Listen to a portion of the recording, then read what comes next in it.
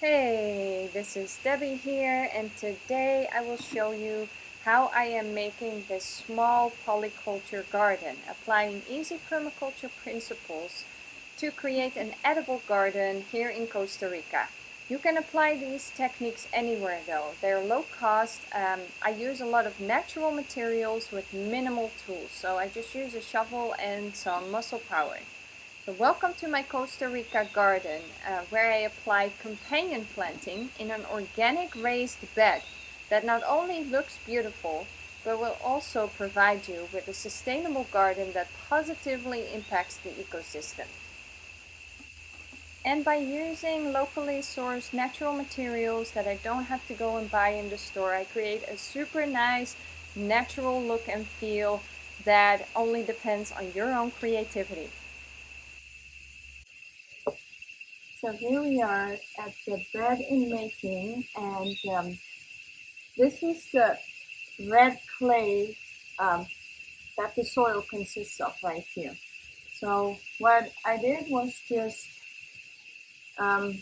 loosen it up with a spade so that the roots will have a chance to grow deeper into here. So now I shuffled it all to one side, and then I don't know if you can see it very well, but this is a banana tree trunk. And so I put banana tree trunks at the bottom, also with some compost that it hasn't fully composted yet. So we do this so that it can keep composting in there, and it will improve this red clay soil over time. And also it will hold a lot of water. So you will create water retention and a carbon source for the soil to improve, because soil needs carbon. That's the food for the microorganisms. So you put a layer of whatever organic material you have at the bottom if you have poor soil, or if you want to create water retention and food for soil organisms. So now we're just going to cover it back up with this original layer of soil, and then we're going to put different types of soil on top here that we've all gathered locally here from organic sources at very low cost. So yeah, let's get started.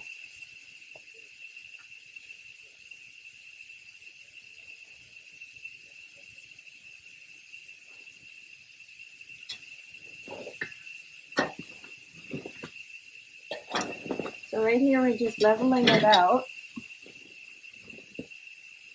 Oh yeah, there's also some coconuts in here. So that provides another source of carbon and source of water retention.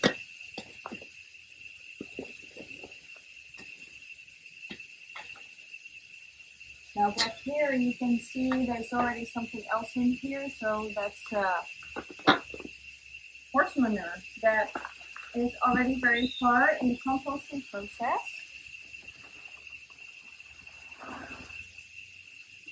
So on top now, we're adding some more of the red clay that we're going to mix in with the other two layers of soil, and it's finer clay.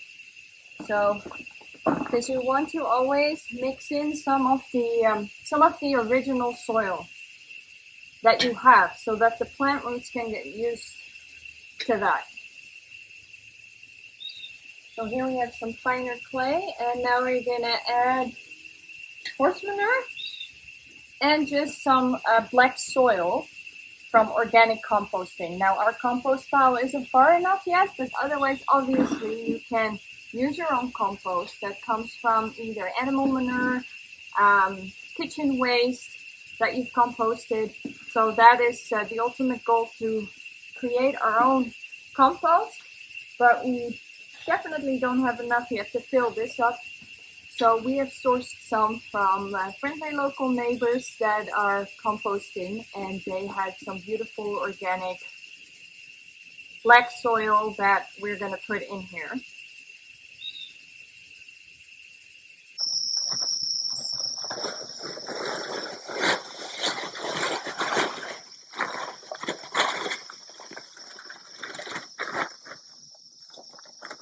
Right now I'm mixing in the horse manure from some neighbors that have horses and that were happy to give us some, and I'm just gonna lightly mix it in with the clay.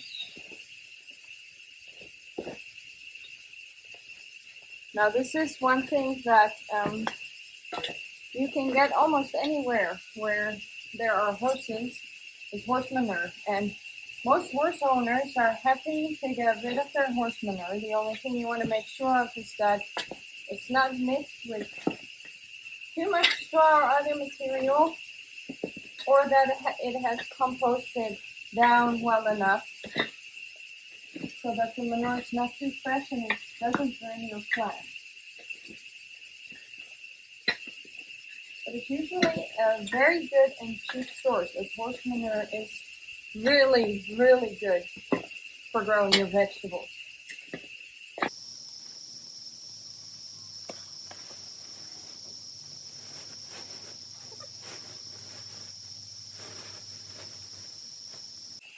So this is the beautiful black compost, organic compost, that I'm now going to slightly mix in with the horse manure and the clay. And so we're just going to keep adding layers until the bed is filled up properly. Looks like there's some manure in here as well.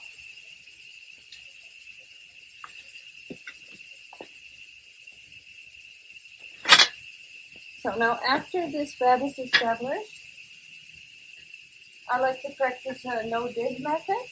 So I'm not ever gonna mess with this soil again, because it will allow the microorganisms to stay undisturbed while developing. So as soon as you start digging in a garden, a lot of the microorganisms will die. Now that's what I don't want. I want the microorganisms to keep doing their work to build a happy, healthy soil. So the only things I'm going to be adding are going to be on top of it.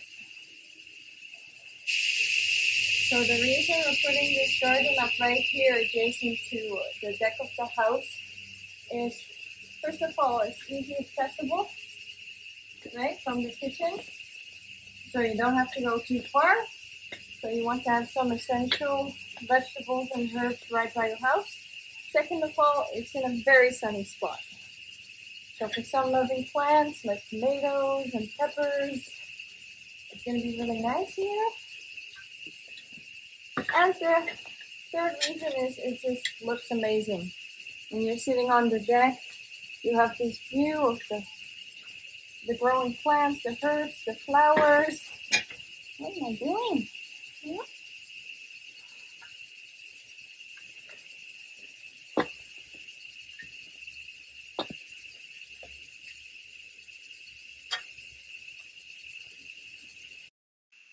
So the next step is to position your plants, so to put them on top of the soil to see where you want to have them before you put them in the ground.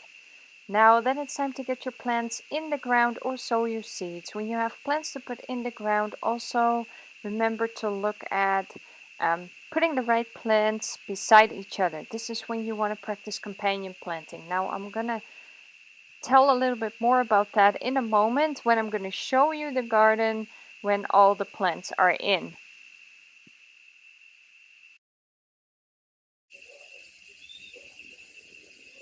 So this is what it looks like right now. We're not quite done yet, but to give you an idea. So I put the plants in that I wanted to put in today. So we have an ornamental on the side. We have a pepper there, and I planted the pepper with 2 tomatoes and some basil and parsley. So those are companion plants. So it means that they help each other in one way or another. Now with herbs, it's mostly that they keep away the predators that would otherwise like to eat the peppers and the tomatoes. And it's also the case that sometimes herbs and vegetables benefit each other by giving the vegetables a better taste. So I'm going to give you a view from above so you can kind of see. So for some people, this would mean I planted it quite close together. But this is exactly what I want to do with companion planting, so that they're in close enough proximity. So now the last step would be to mulch it like I did over here. Because when we look at nature, when we look at a forest, the soil is always covered up. So this is so that the sun doesn't dry it out and kill the microorganisms, and so that it retains more moisture, and so that it gives food to the soil. So the leaves over time will decompose and become the carbon source for the microorganisms to form new layers of soil. So that's what I'm going to do right now. And then this bed is pretty much done for now. There's still some open spaces for some more plants that we can add later. But I think it's already starting to look quite awesome. So here's the end result for now. As you can see, I have been mulching, and I did that with leaves. So there's plenty of leaves to be found around here. So that's a perfect type of mulch that you can add on the top, so the soil is not exposed anymore to the elements. So this will mean it will hold the water better, so that the water won't evaporate at a high speed, and it also protects the soil from the sun and the wind and the microorganisms that live beneath the leaves. So here you can see what the garden looks like. And yeah, the empty spaces will be filled up with other plants. I'm going to put another climber at the post that it can climb up and grow vertically. And obviously the plants that are in here will grow a lot bigger. So this will fill up nicely, and it will be beautiful to view it from the deck and from the garden. So I hope you enjoyed this video. Please give me a thumbs up and subscribe if you want to see more content. And I hope I inspire you to create something similar in your own garden and get your hands in the ground.